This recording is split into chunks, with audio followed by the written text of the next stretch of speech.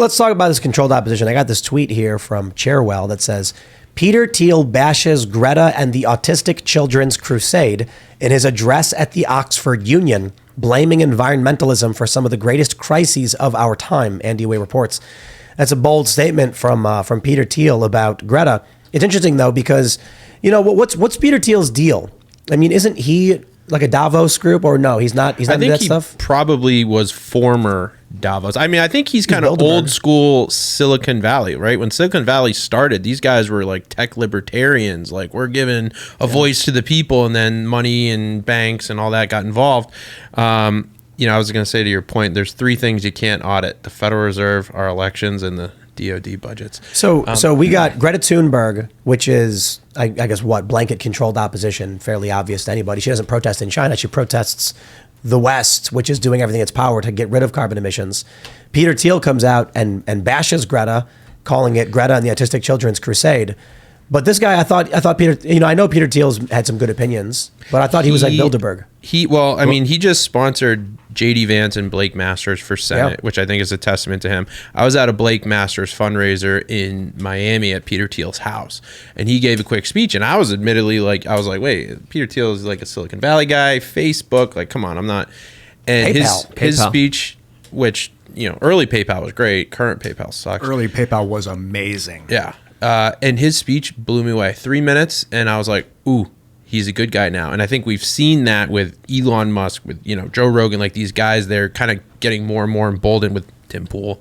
I think he said, we have about 3 years left to save America from a communist takeover. Peter said and that. Peter Thiel said that. I mean, he has a very last year. We have two. He has a very interesting career, especially what happened with BuzzFeed, especially him being ousted by them and then kind of getting retribution through Hogan. Him coming out and supporting Donald Trump, especially during the RNC, was pretty ballsy too. But he has a very interesting kind of career. He's also with Palantir, with Alex Karp, who was at Davos today, specifically talking about how he is a progressive, helping the intelligence agencies and working on AI technology that will help track down Russians in the battlefield, but also giving this technology to the U.S. Intelligence agencies, and how a lot of progressives should be happy that he's doing so because he's stopping a lot of right-wing terrorist attacks.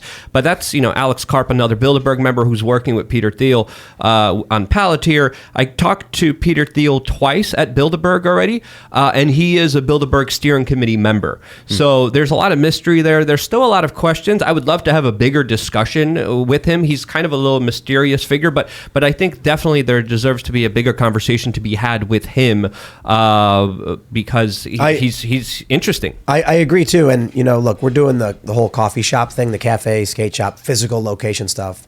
And it's particularly inexpensive relative to other businesses.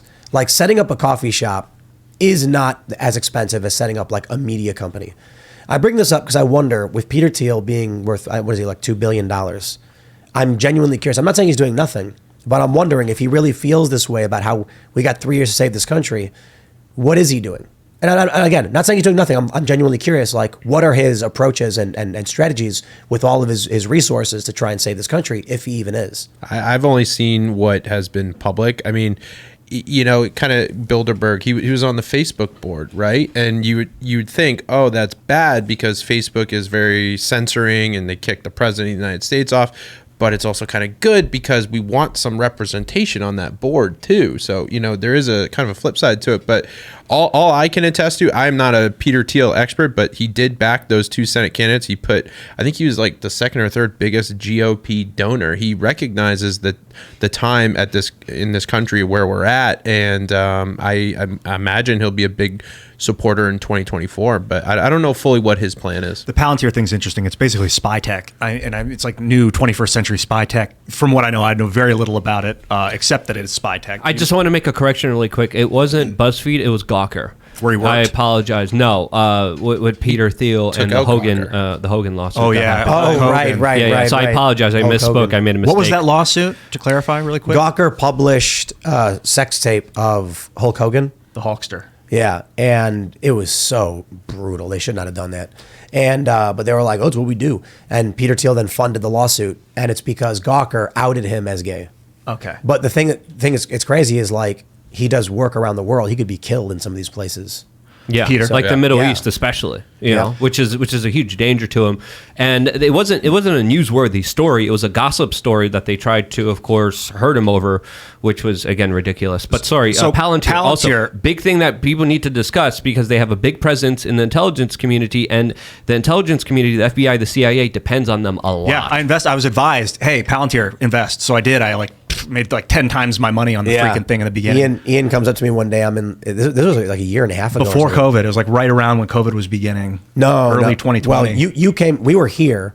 I'm in. I'm in You're my in that front office, and then you walk up and you're like, "Dude, my friends are saying you got to buy a bunch of Palantir stock," and I was like, "I'm not going anywhere near that." Yeah. You were like, no. I was like, when it comes to investment, it's not about what you believe in. It's about what you know is going to make you money. Unfortunately, sickeningly, I do that every once in a while. You can get really rich really quick. I sold it all. But anyway, I think what's happening is I brought this up last night in the after show that maybe the CIA, the FBI, the NSA are the good guys, and that we are inadvertently have been cannibalizing ourselves. Is there a mute button for it? Because it's only good relative to what else there is, the other options, which are the CCP, the World Economic So it's Forum. just a whole bunch of evil. So it's like the liberal economic order versus BRICS. And I think they are already bought out by the CCP. I think the CCP is so embedded. I mean, social credit scores. We already have that. Go ask someone like Laura Loomer or Alex Jones. But like the CCP is the testing grounds for the elites to push a lot of their unpopular policies to see the compliance levels that they want to bring to the West, to the Western world. And this is like, Ian, I think you have the Twilight Saga view of werewolf and vampires, whereas like the classical view is if a werewolf and a vampire are fighting each other over you, it's because they want to eat you, not because they want to date you. And so like the way you're describing, like maybe they're the good guys insofar as worse bad guys. I'm like, yeah, that's like you're imagining sparkly vampires who are just like, I'm so in love with you. I promise they're not. The lower level people are generally good people working hard and want to bust bad guys. The guys at the top are evil, as corrupt as they can. Yeah, I guess it's not a monolith. Alex Karp's, the CEO of Palantir, had a lot of interesting comments today at Davos. He was talking about how In-Q-Tel was one of the first kind of startups for a lot of these larger, bigger tech companies. He was talking about how the CIA, the FBI, the DOD were all involved, and now how a lot of these bigger tech companies are more aligned to the West because of that. He was going off and talking about how they are creating algorithms at Palantir that are specifically used to, quote, target Russians on the battlefield. And later he went on and said the U.S. government has our software and uses it very aggressively.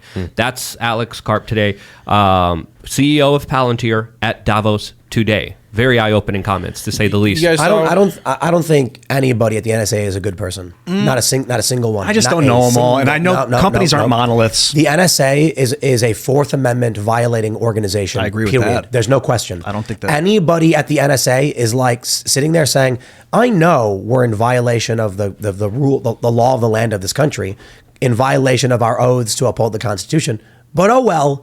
Like there's no circumstance, or they don't know because sometimes they're doing it. What do you mean they don't know? Like, dude, if you weren't educated about the Constitution, you wouldn't know. That's called the banality of evil. Yeah. So these people, and then when they learn, they're like, guys. oh, I'm not doing that anymore. Like people will wake up. You ever see that often. Family Guy joke where it was there's a murderer in prison, and then he's holding a knife and he like pokes himself and goes, "Whoa, is that what I'm doing to people? I deserve to be in here." Like as if they don't know. I don't know. But maybe, but it's just like, dude, look. Your chicken poster just fell. Oh no! It's an omen. The NSA's listening. They literally It's are not listening. a poster. It's a painting. Okay. It's a very nice painting. I'll fix it in a second. It's a Fed guy look, behind the wall with a glass, with a hearing glass. yeah. Listen, there were you know what? I'm not going to use Nazi Germany as an example. Let's use Soviet Russia. There were a lot of people working for the Gulag who were just like, look, I don't know what this guy did. They told me he's a bad guy. And his crime was that he said, we deserve better. There's a guy sitting in his apartment, and he's like looking at how awful everything is in the Soviet Union, and he goes outside and he goes, I think we deserve better.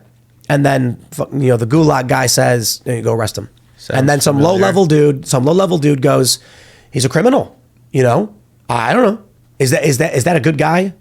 No, he's taking someone and putting him in what we call the Gulag. Yeah. Did you see or the cultural revolution in China, where literally there was walks of shame against capitalists, against individuals who had private property, because those were the ones that were responsible for everyone's pain and suffering, and they literally humiliated them, tortured them in public squares with people cheering it on. Dude, That's what they're doing. Those to are the- order followers. Those are back the blue people that should be questioned. That's what the exact same thing they're doing to the J6 prisoners. Yep, It's the same thing. You got to go and bend the knee and say that you don't like Trump, you don't like, you don't believe in what he was saying, and humiliation. But I mean, we just had MLK Day, right? Yeah. Under Trump, they released the letter from the FBI telling MLK to commit suicide. I mean, Within- I mean, this is what people have been saying, that the FBI is the one who killed him. I mean, yeah. No, there's we a don't court. have like There's a civil court. There was a civil case in 1999 where a jury found the U.S. government complicit in the assassination of MLK, and the MLK family won that particular lawsuit. Yes, Like, I'm going to take their word for it. And so, we have all this history. Think of JFK and RFK. They spied on MLK under the FBI.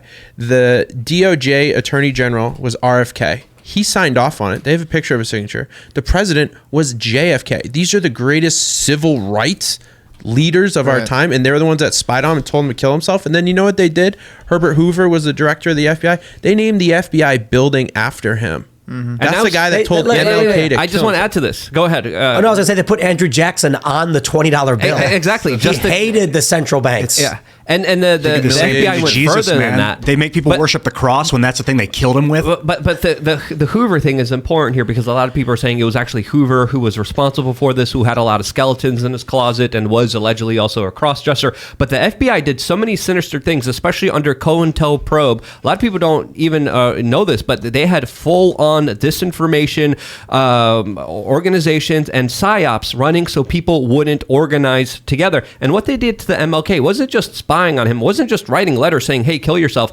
They were watching his every move. They knew that he cheated on his wife, took that information, and when MLK was in jail, they went to his wife and said, "Here's the evidence. Here's the tapes of MLK talking to his mistress.